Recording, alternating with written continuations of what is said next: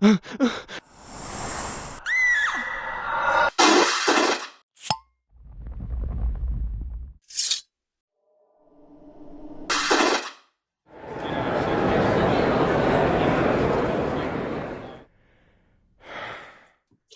and welcome to the Supernatural Track here at Continual. I'm your host, Gail Z, and today we are talking with psychology professionals about possession, obsession, roles, expectations, and personal responsibility, all in our own little favorite show here, but there's plenty to discuss. Before we dive into that, let's let our wonderful panelists introduce themselves, starting with Lynn. Hi, I'm Dr. Lynn Zubernis. I'm a clinical psychologist and a professor at Westchester University. I really like studying fandom, so I've written a lot of books on fandom, including the two, I can still say this, most recent books, which were written with the cast and the fans of Supernatural, all about why it's made such an impact on all of our lives. And that is Family Don't End with Blood, and Over My Shoulder, There'll Be Peace When You Are Done. Very good. Travis. Hi, my name is Travis Adams. I'm a social worker with the VA, and I specialize in working with individuals with PTSD and using pop culture to help explain mental health and how to kind of overcome it. Very good. Kaela. And I'm Dr. Kaela Joseph. I'm a psychologist in the San Francisco Bay Area. I hold a number of different positions in program management and co-authored the book Fandom Acts of Kindness, which is a sort of how-to on fan activism. And I've also published a chapter in Lynn's book that's in the background. And I'm Gail Z. and Morgan Bryce. As Gail, I write epic and urban fantasy. As Morgan, I write urban fantasy, male romance, but all my modern worlds are ones Sam and Dean could walk into and feel right at home. I run the Supernatural TFWNC group here on Facebook.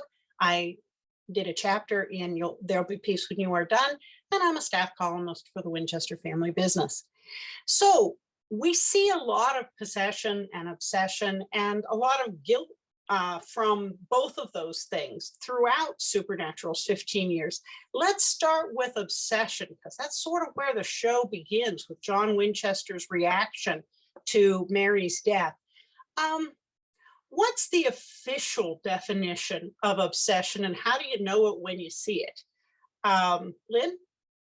I mean, there's not really an official definition of obsession. There's a DSM-5 disorder, obsessive compulsive disorder, but that's not really what we're talking about now. So it's not so much a diagnosis that anyone has. It's more a personality trait, a way of coping with the world. Sometimes something just feels so overwhelmingly important to us that everything else kind of pales in comparison.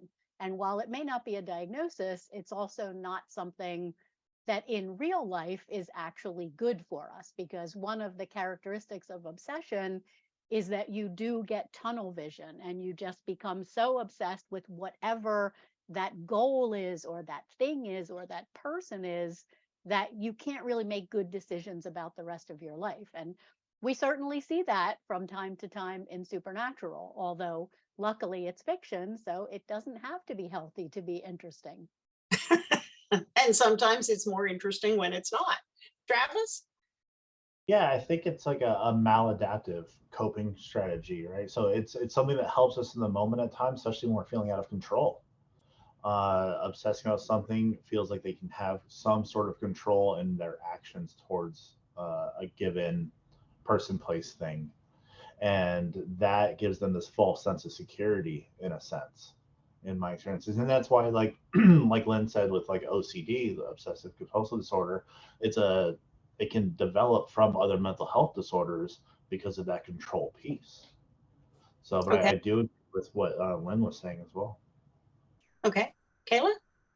Yeah, along those lines, thinking of it in terms of something like OCD and kind of working off of that, it's also the amount of time spent on it. We tend to know it's an obsession because someone is spending an inordinate amount of time at the expense of other things. It's that tunnel vision that we're speaking to, of this is sort of the only thing that exists now. That's when it gets into obsession, versus more of like maybe a hyperfixation or an interest. It's obsession when it's that too much.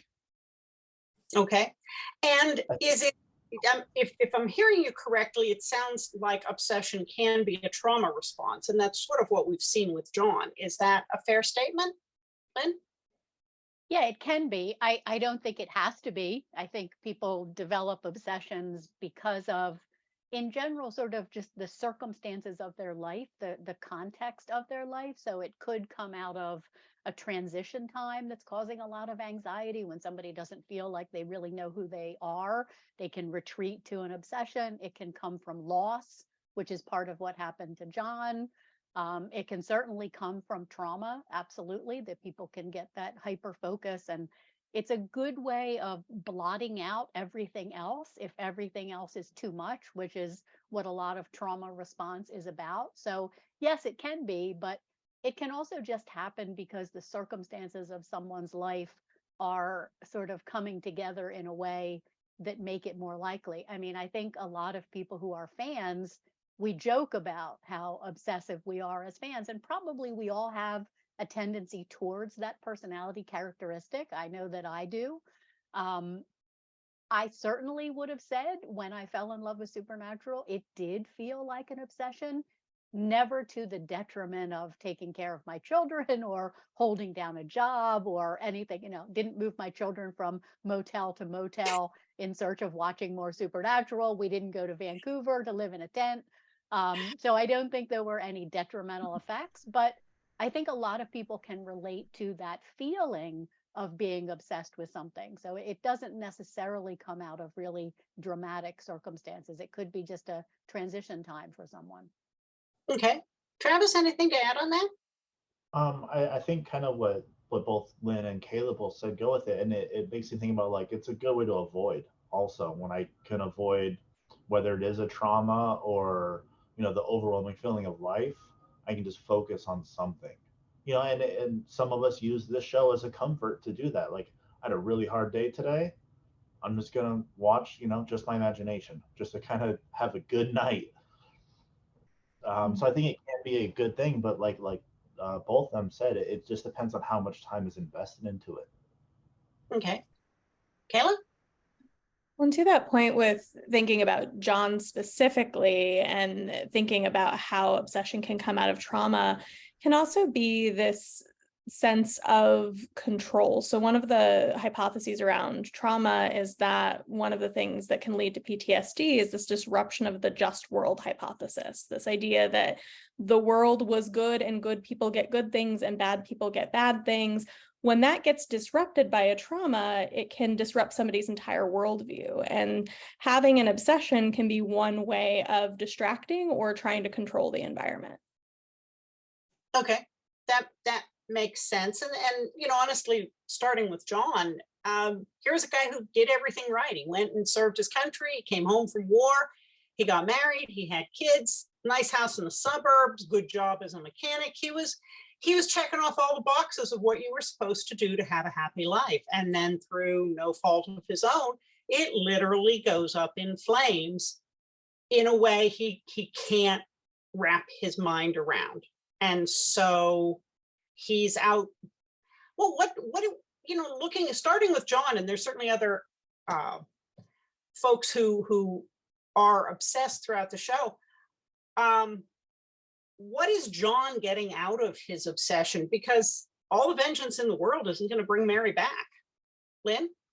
I mean, I think what Kaela said is part of the answer. I think part of the motivation in an obsession like John's is an attempt to put the world back to rights. This feeling that I cannot survive in a world that is this unpredictable, where it doesn't, it's random. It doesn't matter if you do the right thing. It doesn't matter how hard you try. It doesn't matter if you're a good person.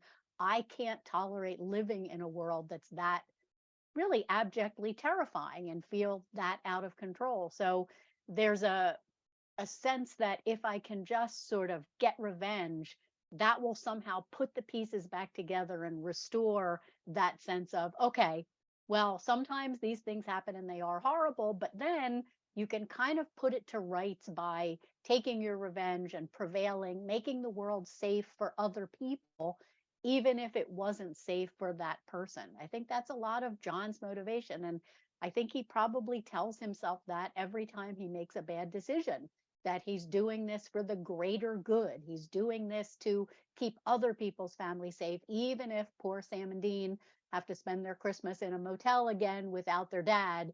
It's going to make the world a better place. So I do think he's trying to restore that sense of a just world. Unfortunately, what he's doing, it's not really going to make him feel like at the end of it, oh, okay, everything's okay. As you said, Gail, revenge doesn't actually do that for people. People don't come out on the other side feeling better. But I do think there's this persistent sort of wish that that is what would happen. Okay. Travis? Yeah, and I think to go with that, that they'll add, like if they, for John, hunting one demon and then the next demon and then the next demon, it just never feels fulfilling, but the next one might, right? And it's that, hey, I might get some from this. And then also, I was in the Marine Corps as well as John, and knowing the structure of life and having that just world belief that Kaela mentioned, right? Good things happen to good people, bad things happen to bad people. If I've done bad things, this is what I deserve, and now I got to go against it too, depending on his personal experiences in war. I think go along with that too. Plus the fact that he's had a hard life. His dad vanished when he was a little kid, and he kind of kept going and just felt beat down by life. And all right, why don't you take ownership? Another trait I know with a lot of the veterans I work with is that we're willing to sacrifice ourselves for the greater good. And hey, listen, I'll do this life. Same with Dean, right? Because who else will? Right? We do it because nobody else will. And I think that John approaches that and instilled that in them at a young age. Okay. Kaela?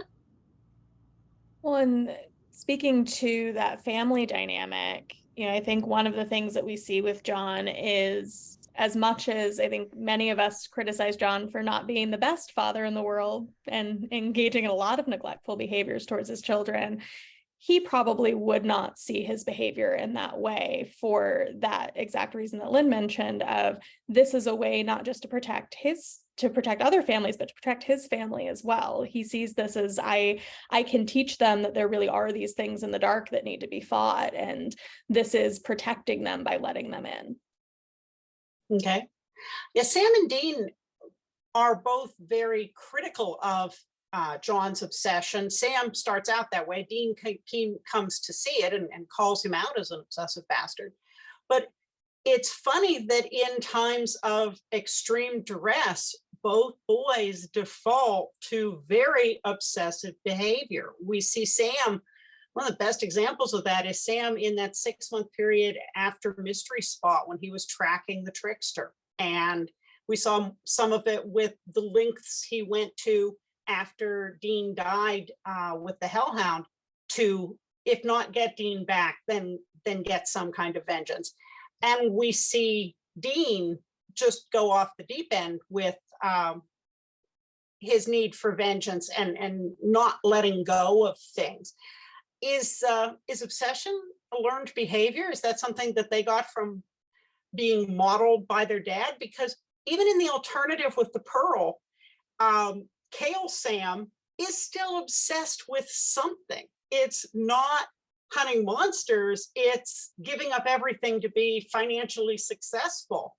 Maybe wanted poster Dean is obsessed with knocking over banks. We never really find that out. He didn't do a YouTube video. Lynn, what do you think? Is that something they learned, or is that just sort of more how you're programmed from the get-go?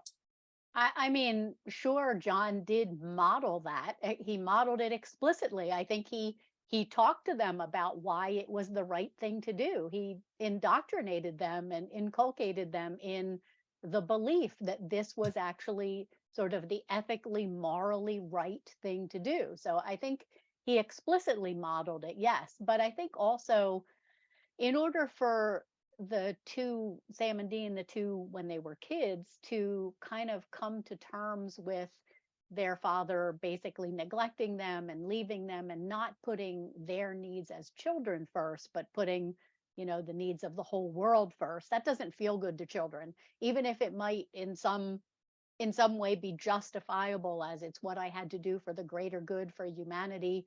children don't see it that way. Children need to be parented and they need their parent to be there. So I think for Sam and Dean to continue to make sense of their father's relationship with them and to continue to believe that their father loved him, which I do think John did love them. He just really was, he convinced himself and had to sort of pursue this obsession. But I do think he loved them. So that combination of love and neglect is really confusing for children, and they have to make sense of it in some way. So for Sam and Dean, it was to buy into that same thing so that they could continue to believe, well, he did love us. This is just what he had to do. And so we buy into the fact that that's the right thing, and it's just what we have to do too. Okay. Travis? Yeah, I mean, I think Lynn summed it up really nicely. And the only piece I think to add to that would be what I mentioned earlier about like it was a learned behavior. They witnessed it from John, and it's very common for people to use obsession for avoidance when they're dealing with their own stuff. And I don't have to deal with my own stuff. I'm focused on something else, which is the glue of holding all the other symptoms of something like PTSD together, is that isolation avoidance symptom cluster. Okay. Kaela? Well, then thinking about learned behavior, I also work with military veterans. And one of the things that we talk about is in the military, you're trained to, in a time of duress, be able to default to your highest level of training. And if your highest level of training is to obsess or avoid in the way that John has taught his kids, it makes sense that under those times of duress that they would default back to that, even if that's not what they want to be. If that's the thing that has been indoctrinated in them for so long, that's what they're going to default to in those levels of stress. Yeah, you default to what worked Mm-hmm. and sort it out later. You got to survive what you're dealing with. So if this worked before, okay, it's going to work again. And with Dean especially, we see the obsession, particularly with the mark of Cain, and it kind of explains why that's a curse, even though it gives him all these potential benefits of immortality and amazing skills.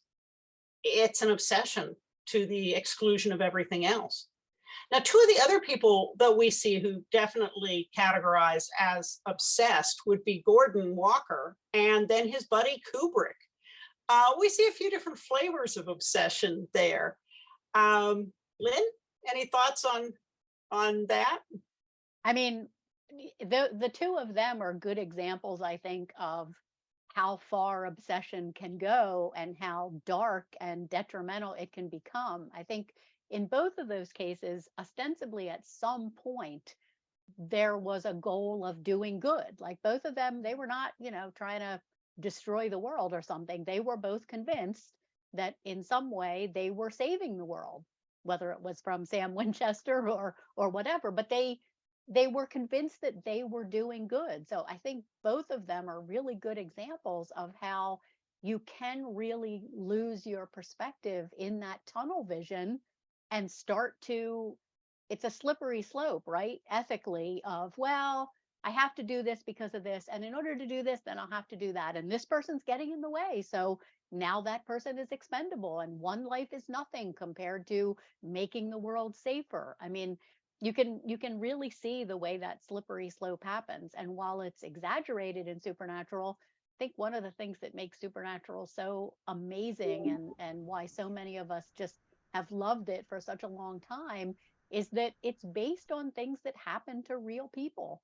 You can look around you, watch the news right now, and you can see people falling down the same slippery slope of ethics and coming to conclusions that if you really stop and think about the conclusion they're coming to, it's like, wait, what?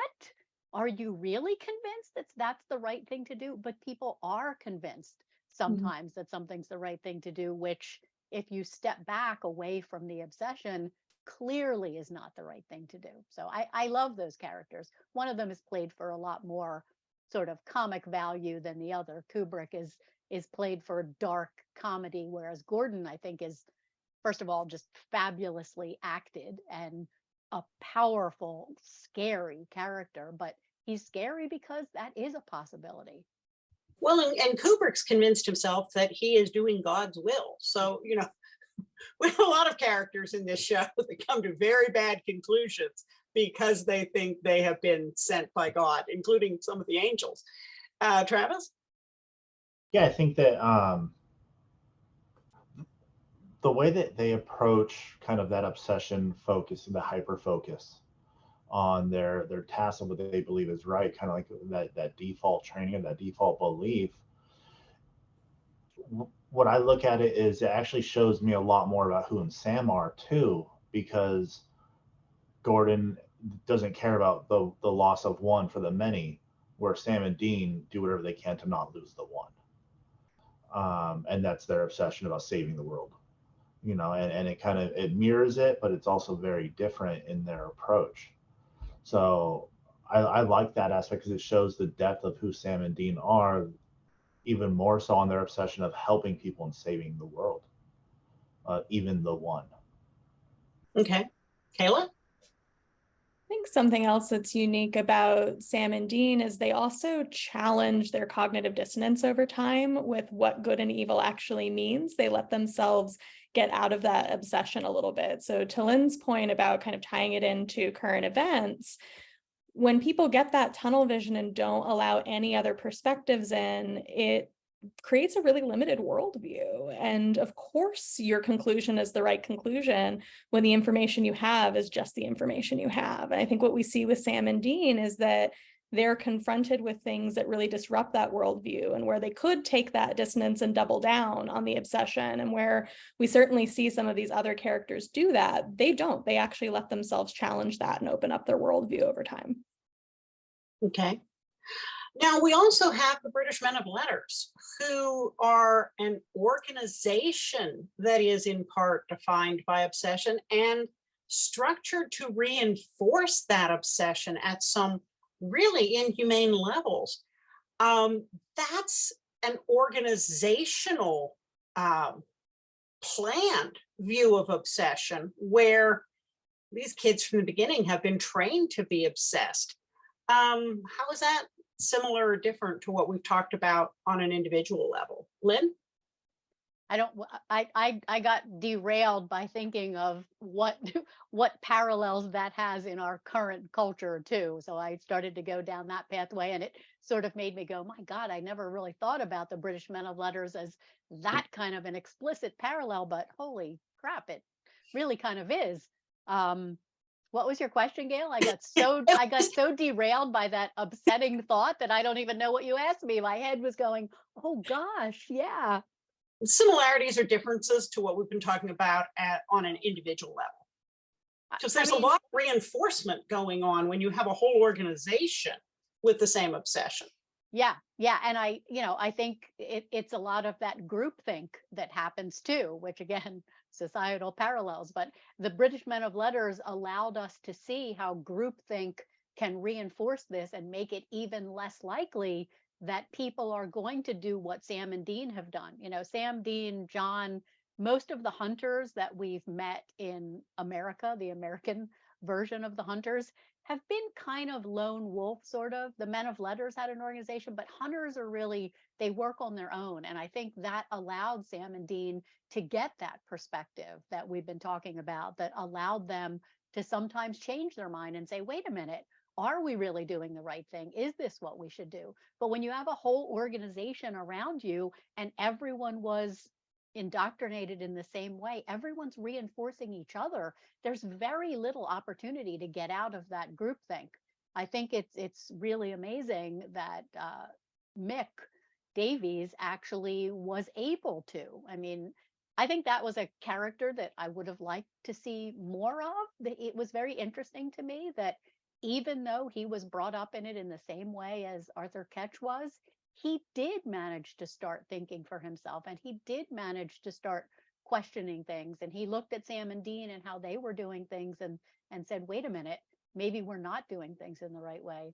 I also think it was really interesting that Mary initially really gravitated toward the British Men of Letters, because here was a circumstance where, unlike John, she had never gotten the opportunity to take some revenge, to develop an obsession in the same way that John did. And she really sort of disappointingly went down that same road, became really obsessed with her own quest to kind of make things right, told herself that she was doing it to protect her children and the rest of the world. Um, but I guess that makes sense. When she came back, she was certainly traumatized, both from her death and her sudden unwanted resurrection, Buffy-like. So it kind of makes sense that she would follow that same kind of a path. Okay, Travis? Yeah, I think that like the British Men of Letters used it as like a fear-based response to instill this belief and this indoctrination of who they wanted them to be, right? And then would threaten them with Ketch to come after them and things like that. And Mick had a heart, even as a young kid, but still made the decision to kill his friend. But then spending time with the American hunters and seeing how they're doing it, and while it's not as efficient, that they do it for different reasons. And I think that that's really what you start to see with how he approaches talking to the people, and when he's convincing Mary, who also probably came from like a fear base of being a bad mom and abandonment issues, like feeling guilty for the abandonment and needing to focus on something else that she can make hers and take her away from not being present in her son's lives. So kind of like that's what makes me think about with this obsession of their approach to training and to the mission. And I think it says a lot about Mick to be able to come past that. And I agree with Lynn. Like I would have loved to see more of his character development, and I think it was a really good storyline the way that they did end it, to kind of manipulate the show a little bit. Okay. How about you, Kaela? I think Ketch is also a really interesting character when we think about that organizational structure, because Ketch is fully aware of what he's doing and what the indoctrination is, and he's kind of signed on to it. And we see some other development with his character over time, and I agree it would have been great to see more of Mick. It would have been great to see more of Lady Bevel as well. We kind of see her change sides a little bit towards the end, and then very suddenly is no longer with us, as many supernatural characters are. We do see that sort of as folks work with Sam and Dean, they lose some of that indoctrination. And it's very intentional, the way that that organization was set up to indoctrinate people. You know, Okay. I think that's a really good point too, because it thinking about like when Sam is with the British Men of Letters and Ketch shows up at the bunker and talks to Dean, and they both kind of go their approach, right? Where Dean's the killer and Sam's the more emotional based one. And yet still, as soon as Sam calls, like Dean's there.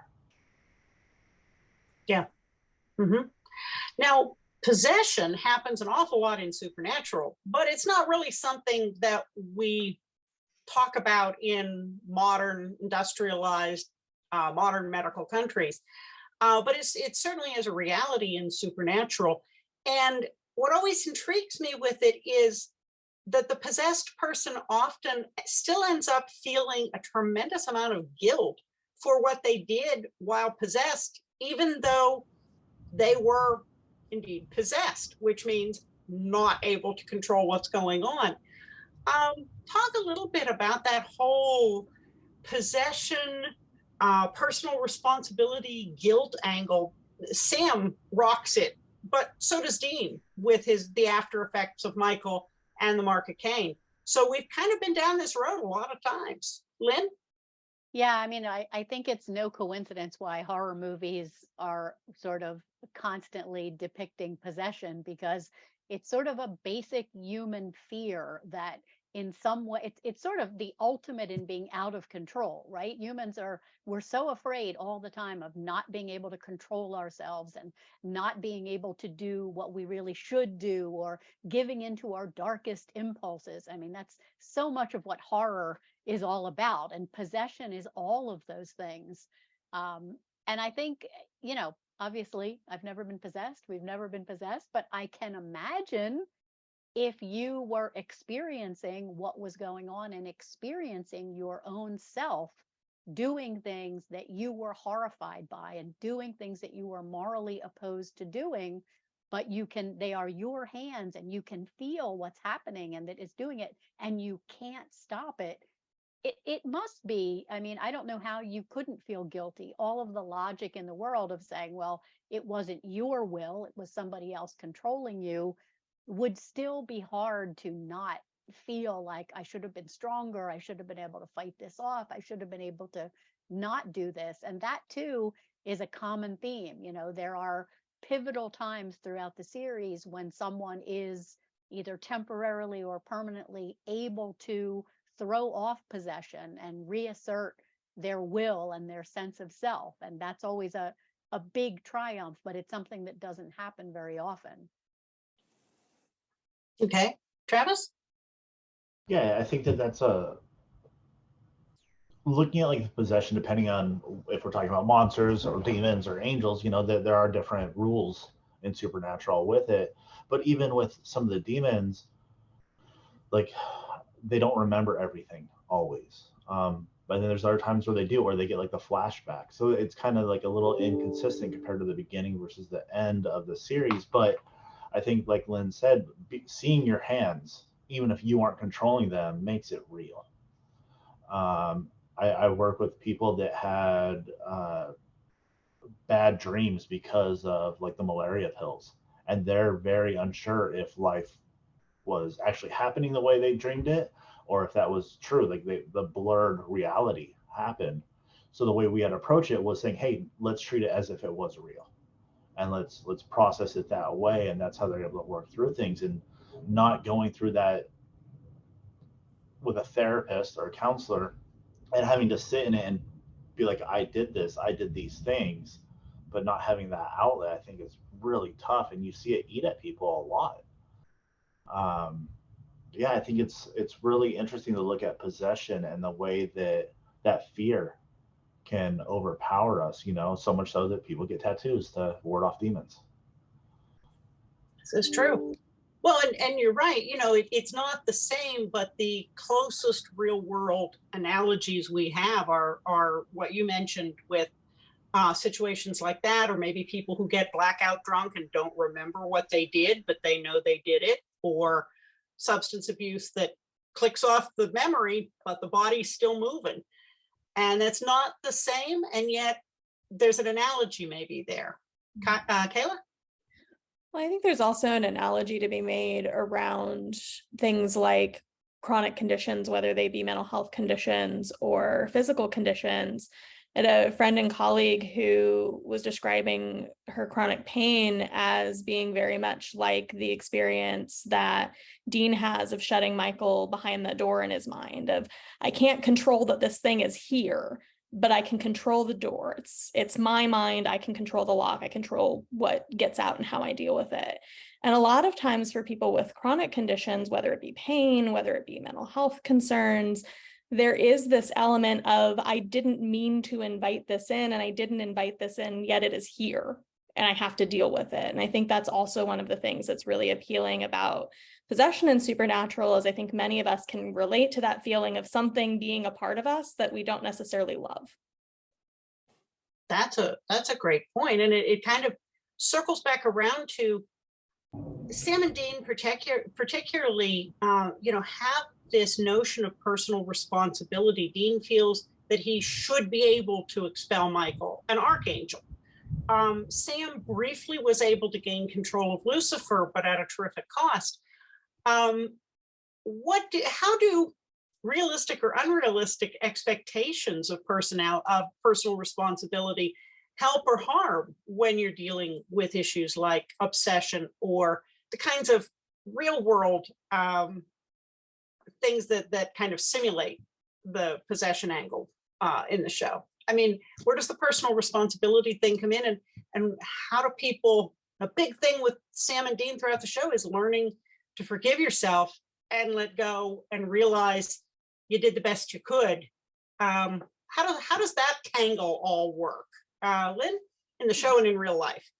I think it's very messy, both in the show and in real life. And I think it's something that every human struggles with. I mean, I think the answer is that there has to be a balance. There does have to be some personal responsibility because we all need to struggle to adapt to whatever our circumstances are in a way that's going to be most beneficial to us and also most beneficial to the people around us. But at the same time, certainly a lot of clients that I've worked with get so hung up on the guilt and shame part of the equation that that just paralyzes them for having any sense of agency or any hope of getting out on the other side. I mean, it's fairly common for all of us to struggle with some kind of emotional regulation. None of us is perfect at it. It's something that we struggle with all the time. And when there's an emotional regulation failure, people do things that they don't intend to do and that they wish they hadn't done.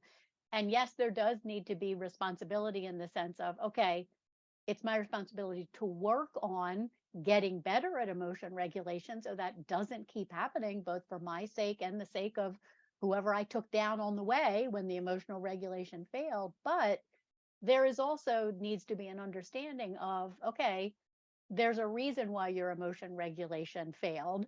It's because of your context, your circumstances, your learning, your own trauma, whatever happened. So let's not waste time on feeling shame and guilt about it. Let's figure out where it came from, understand it, decide, yeah, but I don't want it. I would like this to get better.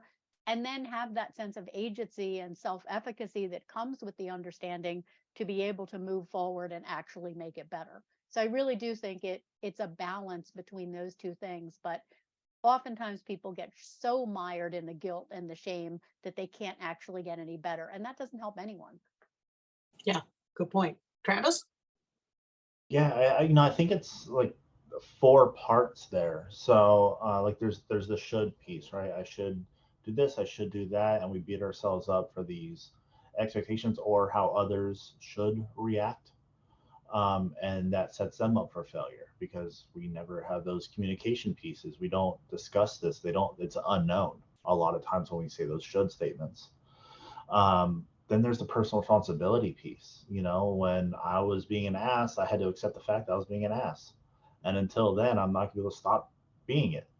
And, when I was low, I was trying to bring everybody else low with me, and I had to accept the fact and work through that and talk about that guilt or that shame or that moral injury piece that's stopping me from being able to connect or to grow. And then like finding self-compassion and being able to say like, hey, that was needed at that time for whatever reason it was there, whether it be real life military or hunting. It was me or them, and that's what it comes down to a lot of times when we're talking about some of these things of guilt. And that goes back to this just world, right? If I've killed somebody, I must be a bad person. So it all just keeps going and going until we look at it and break it down individually. Okay. Kaela? I think acceptance is a really important word there, because the way that I'm thinking about this is kind of like the serenity prayer in Alcoholics Anonymous, with this idea of you understand what you can and can't change and the wisdom to know the difference between those two.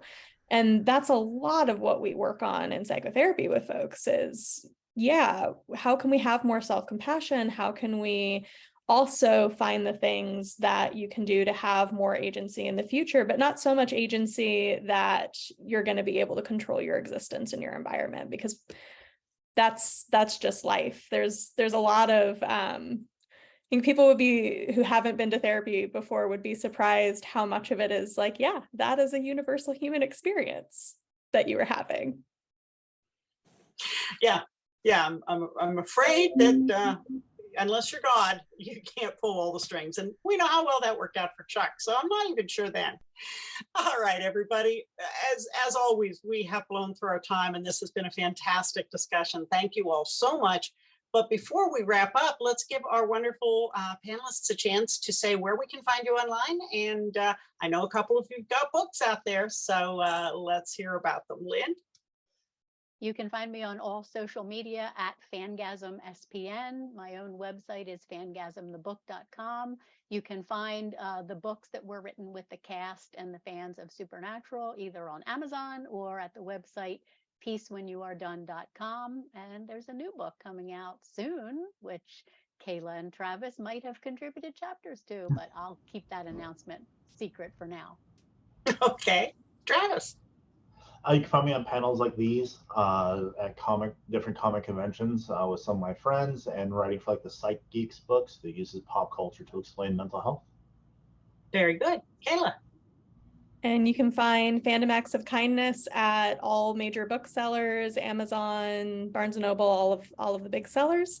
And then also my co-author Tanya Cook and I have a social media account, AK Nerd Fighting is our Twitter, and then Always Keep Nerd Fighting is our Facebook. Nice. And I'm pretty easy to find at gailzmartin.com, morganbryce.com. All the social media is a variation of those. I do have a chapter in There'll Be Peace When You Are Done. I write a lot of articles for the Winchester Family Business, but most of the time you can find me here on Continual. So thank you all so much for being fantastic panelists. And thanks to all of you for watching and listening. There will be more Supernatural coming up on Continual. So we'll see you online.